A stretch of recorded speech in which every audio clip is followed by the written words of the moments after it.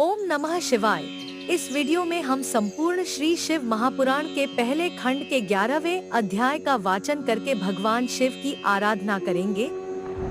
ब्रह्मा जी बोले, हे नारद, भगवान सदाशिव की आज्ञा पाकर मैंने सर्वप्रथम पृथ्वी, आकाश आदि पंच तत्व, पर्वत, मूल एवं कला आदि को उत्पन्न किया।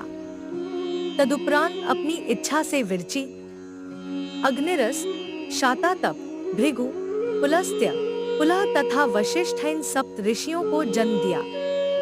फिर मैंने अपने प्रत्येक अंग से तुम अर्थात नारद, कद्रम एवं दक्ष आदि 10 पुत्रों को उत्पन्न किया।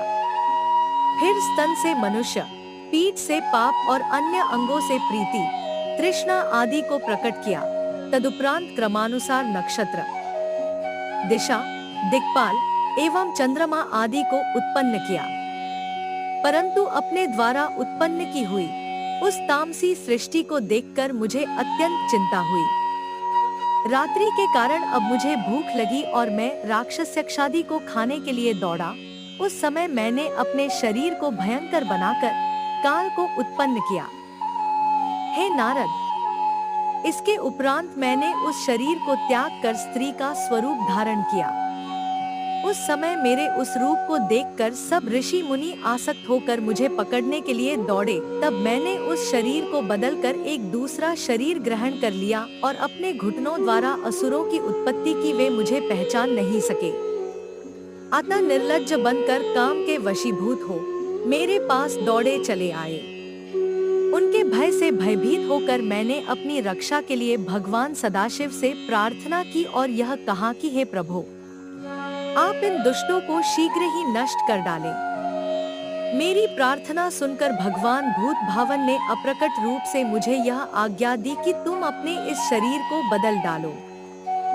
तब मैंने उनकी आज्ञानुसार अपने शरीर को फिर बदल दिया। जिस समय मैंने शरीर को बदला वह समय सायंकाल कहलाया। उसमें संपूर्ण असुर अचेत होकर गिर पड़े। तदुपरांत मैंने मनुष्यों की सृष्टि की अस्तु मैंने दूसरा स्वरूप धारण कर राक्षस, गंधर्व, यक्ष, गुह्य, किन्नर, किंपुरुष, विद्याधर, ईश्वर, भूत, प्रेत आदि तथा स्त्री को उत्पन्न किया। परंतु इन जीवों की उत्पत्ति से भी मेरे हृदय को प्रसन्नता प्राप्त नहीं हुई। हे नारद, इसके उपरांत मैंने शिवजी की इच्छा से हाथी, सिंह, बैल आदि बुद्धिहीन जीवों को उत्पन्न किया। इस सृष्टि को उत्पन्न करने के पश्चात मैंने यह विचार किया कि यह लोग क्या काम करेंगे। यह सोचकर जैसे ही मैंने श्री शिवजी का ध्यान किया तो चारों वेद उसी समय मेरे द्वारा उत्पन्न हो गए। उनसे मैंने धनुर्विद्या, गान विद्या एवं संपूर्ण कथाओं से युक्त पुराणों को, जिन्हें पंचम वेद कहा जाता है, उत्पन्न किया।